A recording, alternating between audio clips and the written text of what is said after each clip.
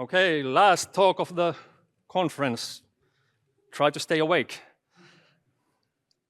So hey all, I'm here to talk about world creation. No, not that one. And instead of 7 days, I only have 20 minutes, so hold on to your hats. So hi again, I'm Eetu Martola. As always, this is not just me, but a team effort. Ilkka is my partner in crime in this, and Laura and Rule have left their mark in the generator as well. All in all, the world team is 5 people, with 2 of us tech artists. The company is Mainframe. I guess we are an indie startup with 62-ish people, and that is not a lot for a full-scale MMO. One half of the company is in Finland, one half in Iceland, and one half is scattered all over. The game is called PAX Day. It's a medieval sandbox MMO with a large open world using Unreal 5.4 at the moment. And currently we are in early access.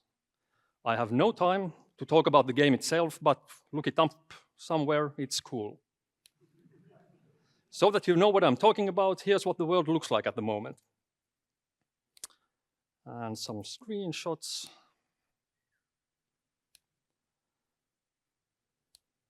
And the players can also build in the world, but that's not the topic today, but it's really nice.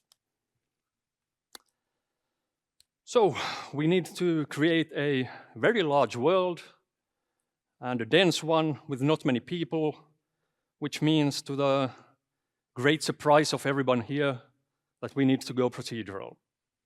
Or rather, procedurally assisted, as I like to say. Let's start with some philosophy. Firstly, we do not want to go full procedural. Fractals are boring when you look at them for more than 10 seconds. The world needs a human touch, but a computer needs to fill in the rest. This has been a guiding principle for us, how to get a human to make the important decisions and not have to make the boring decisions. On a very abstract level, for us, this means a world artist draws a map and the computer creates a 3D world out of it. A handmade world would be the prettiest, but that's just not realistic with our team. But the manpower question is only half of the reason to go procedural. The other half is about making large changes. And not just the ability to make large changes, but the low threshold of making changes. It's easy to be afraid of making changes because all the downstream cost and quality comes from how many changes you can make. By keeping the whole world generation live, it's easy and cheap for us to make even sweeping changes without fear. The world is generated from scratch each time. If we had done manual changes and fixes to the world, those would be lost and would need to be redone.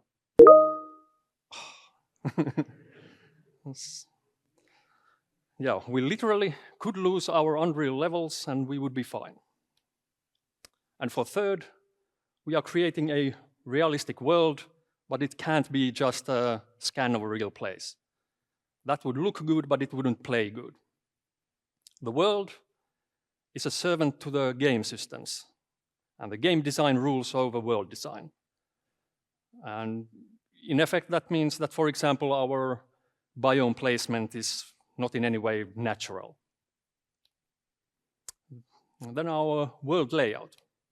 The world is made of regions, and currently we have only one. This one's modeled roughly after southern France. A region is made of provinces with gates between them. Every province is 10 by 10 kilometers and is their own world partition root level in Unreal. And a province is further made of cells. Every 2 by 2 kilometer cell is an Unreal level that is level instanced to the province root level. So a root level is a 5 by 5 grid of level instances. And the basic layout of the pipeline. First, we have our carefully selected human inputs, then the actual generator, which results in a lot of outputs. And all this is governed by Bro, our build resource orchestrator. Let's dive in.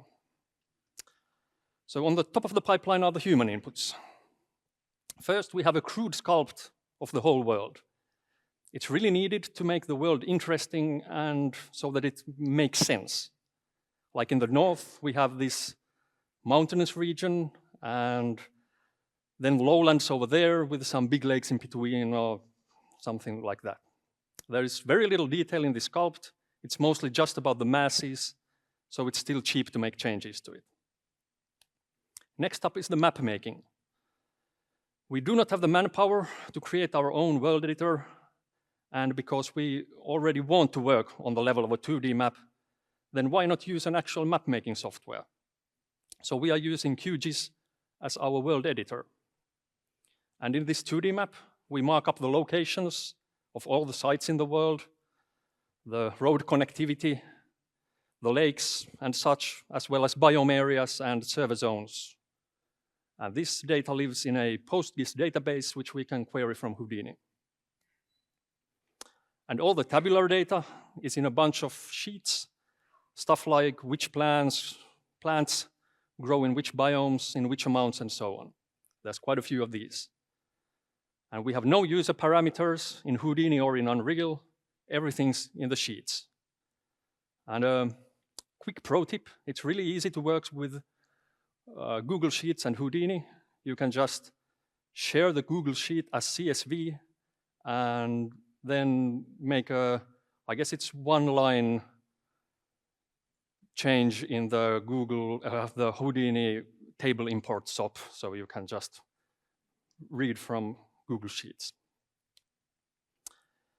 And yeah, the rest is then the generator. You all know Houdini and the Unreal plugin. The plugin is really meant for creating interactive tools for using inside the editor, but we use it to run an automated hands-off pipeline. The generator itself is one monolithic HDA and is run in Unreal separately for each world cell. So one instance of the tool in all of those sublevels. It knows where it is in the world and generates the 2 kilometers around itself. It owns that world cell. It's a nicely modularized system. One module does the lakes, one does the roads, and so on. And it wasn't always so nice.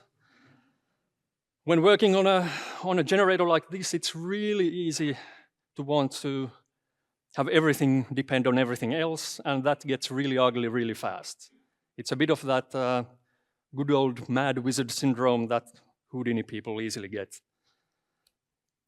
Instead, we took a functional programming mindset. Each module can only use the data from its input. No references whatsoever are allowed. This way, it's also easy to just bypass a module.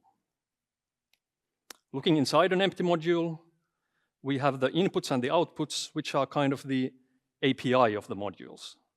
Different types of data flow in their own pipes, like landscapes, masks, instances, and so on. And each module adds its own stuff to these pipes as packed geometry. Any later module can then easily pick up the data packages it needs from these data pipes. And every data package also shows which module created it if you need to go back. And a very quick run through the main modules. At first, we do the large-scale processing, some neural networks, some lake finding, a bit of erosion, stuff like that. And this is done on the whole province level to ensure the continuity across the cell edges. Next up is settlements, basically all points of interest. These are all handmade level instances in Unreal. And each one also has a separate footprint geometry on disk, which is used to modify the landscape to snugly fit the level instance. We have 3 sorts of lakes, ones at sea level, at the bottom of the valleys, automatic ones from Gaia, and ones drawn on the map.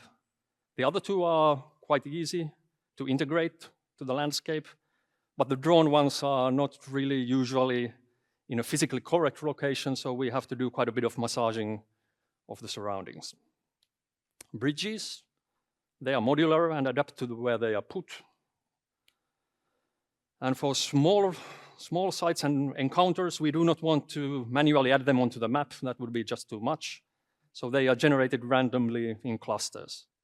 They all have the same footprint, an empty 80-meter flat circle, so they can be freely instantiated to any prepared location. And with the same API, we can also have just empty sockets in the world like this, and where we can instantiate things at runtime. There is a module for smaller streams. We pick random points above a certain height and trace them down in the natural flow direction. If the stream we get that way is long enough and hits an existing water feature, we save it. We've had a little bit too many problems with these, so they are disabled at the moment, sadly. And roads. The map data only has connectivity info for the roads, which place is connected where, and the actual routes are generated. And if the sites have defined a road connector, they are automatically connected to the main roads. And here another pro tip. In Houdini, it's really easy and fast to do all your route finding in one go, in one SOP, but it's not always good to do it that way. If you do it in a loop, one by one, it's slower, but you can get much more natural road networks because any new road can connect to any one already generated road. And cliffs, like probably everyone knows, any vertical bits of a height field, they are always super boring. So we are instantiating bigger cliff pieces on them. And with clever use of the pieces, we are actually using only 4 different pieces at the moment, but they just work really fine. Scattering, there is, of course, a lot of trees, bushes, and debris scattered all over the world. There could be a lot to say about this, but getting it all to look good is more an art than a science, so just keep on tweaking. And more about biome tiles in a bit. The rest of the generator is really about creating all the different outputs we need. There's, of course, all the visual 3D stuff you see in the world, which is mostly lots and lots of instancing. And it's quite curious, we really create very little new geometry. It's only the road surfaces that are actual new geometry. But there's a lot more than just the visual outputs. An MMO needs a lot of background data of all sorts, so we write out all kinds of textures and masks and JSONs for use by game systems. Just the resource system alone could be a talk of its own. Oh, and a pro tip about masks. Instead of, for example, a road mask, we don't have a binary, this is a road and this is not road, but we use 2D distance fields for everything. So a pixel says that this is the distance to the nearest road. It's when you need to use the mask somewhere, it's a much more flexible way. And by itself, the generator, the HDA, just generates its one cell within its own level, and something needs to take care of the overall process. And for that, we have Bro. It's a Python overseer for the whole build process. At its core, it loads levels, empties them out, sets options and cooks the HDA, runs all sorts of post processes, and then saves the levels. And each level is its own job, which is sent to the Houdini's own HQ farm controller. And Bro also handles all the perforce traffic. So we push a button in Bro, wait a few hours, and we have a new world in Unreal. It's great. And after that, quick run through a couple of juicy bits. Much of the generator is really quite standard stuff, but I thought I'd highlight a couple of systems. Funnily enough, our biome tiles are actually quite close to what we saw in the prologue talk yesterday. So yes, biome tiles. So think of the scale spectrum of game worlds. It's the large forms are handled by the landscape geometry, like in the scale of dozen meters and up. And the small scale stuff, like below 1 meter and below, it's handled by textures, grass, and random small scattered bits. And that usually leaves a hole in the scatter or the scale spectrum for stuff of like a few meters in scale. Just randomly scattering stuff of this size makes things too random and cluttered, but you can't handcraft it all either, at least we can't. For this, we have biome tiles. The idea is to handcraft a library of hexagonal tiles with hand-placed meshes on top of height geometry. The world is then divided into a hex grid, and a random tile from the library is placed at each hex with a random rotation. And this is done according to the biomes, so that each biome only uses a given set of tiles. The biome tile height is used to modify the existing landscape, and all the meshes are placed at their modified heights. And we also support dropping meshes using physics here. This nicely satisfies the goal of having human-designed, natural-feeling features in the world, but so that they adapt to their surroundings. In theory, this introduces some repetition, but because of the variation in the base landscape and getting mixed up with the other scatter systems, you don't really feel the repetition.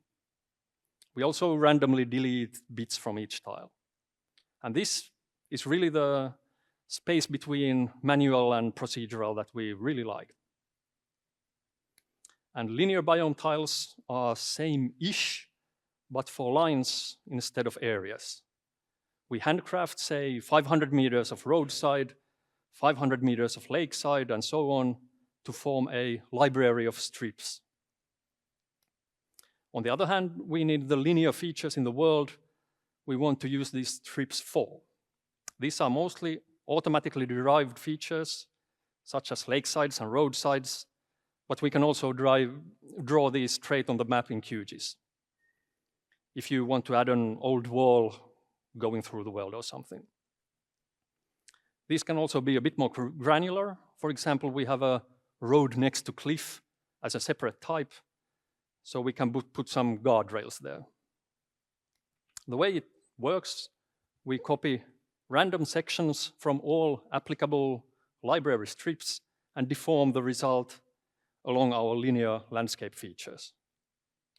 This way we get details of this sort, again, in the middle of handcrafted and procedural.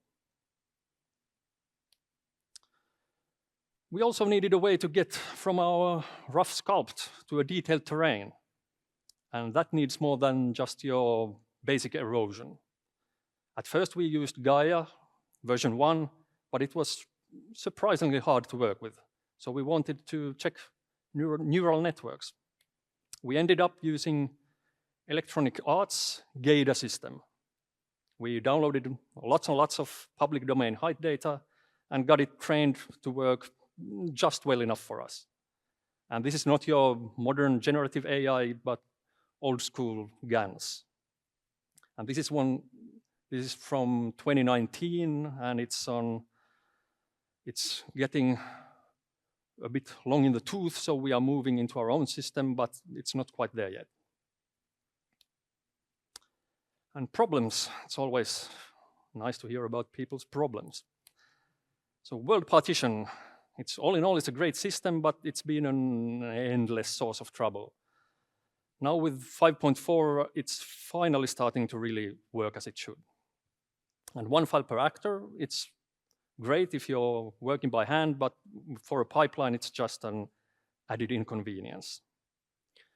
And Unreal's grass system, it's a good example of things that work really nicely when you're working by hand, but getting it to update properly when scripted, it has been a headache for years.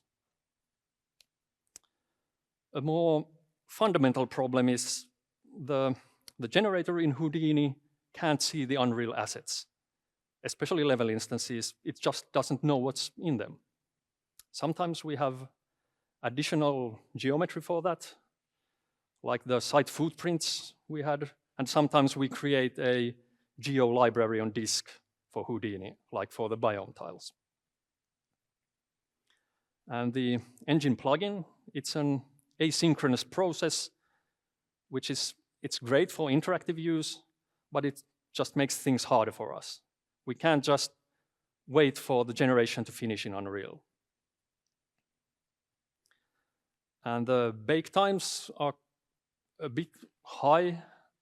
It's at the moment we are on many cells. It's over 20 minutes, of which maybe 5 to 7 minutes are spent in Houdini, and the rest is spent on getting all the data from Unreal, like from Houdini to Unreal.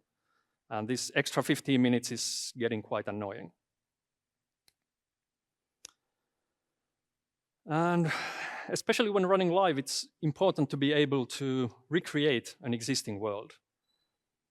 And with a generator, it's a bit of a chaos theory problem. When something changes in the beginning of the process, the end result can be very different. It's kind of the old butterfly thing. You can mitigate it if you keep this in mind, but it's a real problem with the generative approach. And running a live game is very different from developing a new game from scratch. For this development phase we are in, the pure generator approach has been awesome. But for running a live game, we would actually maybe need something more like an editor. So we might have to ditch the live generation principle at some point after we launch the game. It's sad. So what do we have? It's the 25-minute-ish generation time. It's okay-ish. And you can easily bypass modules when you're iterating on something. Or you can just iterate in Houdini so when it's very fast.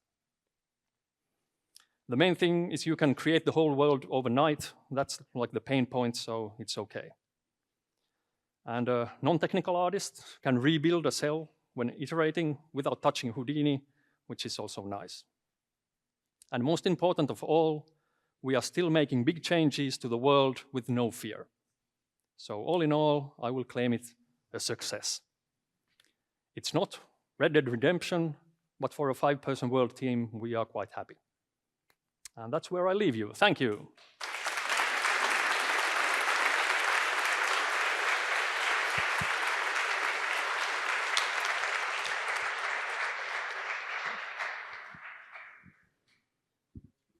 Thank you for the presentation. It was very cool. How do you handle players transferring from province to province? Because you said there were only set entry points through certain, like if you want to go from one province to another. How is that handled in the engine? Yeah, it's really quite simple. It's the edges of the provinces are like mountain area, and there's like natural thin places where we put gates where you walk into, and then Unreal, it's basically a loading screen. The gate, you load a new route level and you spawn on the other side of the gate on the other province. It's okay. Actually, we have some cool tech around that. Like within the province, it's also divided into many Unreal servers. So when you walk around in the world, you're actually being handed over from one Unreal server to another. So that's how we can handle large, like MMO kind of player counts, and that's where we have some of our own cool tech around that. So when there's a lot of player buildings, it's not seamless, but for areas where there's no buildings, maybe you can't even notice it when you're changing servers. Hi, I'm over here. Hi. How do you deal with potential issues with seams across the cells that are being processed, because they're processed separately, like for roads and streams and stuff like that? Yeah, that has been a big problem. It's for almost everything we just disallow anything passing across the borders. So we kind of error out, and we have to move anything away if it tries to cross the level border. And we, just to be sure, we fade out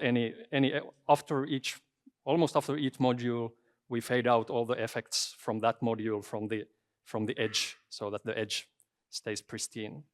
So you have no really long roads.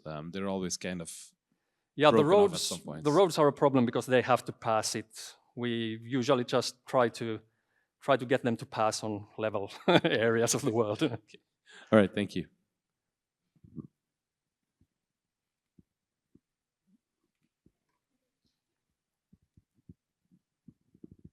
Hiya, you might have answered this one, but I don't know if I caught it. For your POI placements, is that done in your hand-painted map stage, or do you have rules that dictate where they can go within the Houdini process? Yeah, for like settlements, any of the bigger human bits. Bigger POIs, they are marked on the map. So it's like a human decision that this kind of like a castle ruin or something goes into this place, and then we use of course we don't know what the actual level instance is like in Houdini, but we have those footprint geometry on disk, which we use to modify the environment so that it fits. For your larger settlements, do they have to go on flat areas, or have you found a way to put them on more geometry? We can put them anywhere. Sometimes they can be hard to reach if you put them in stupid places, but the system can handle anything. Thank you.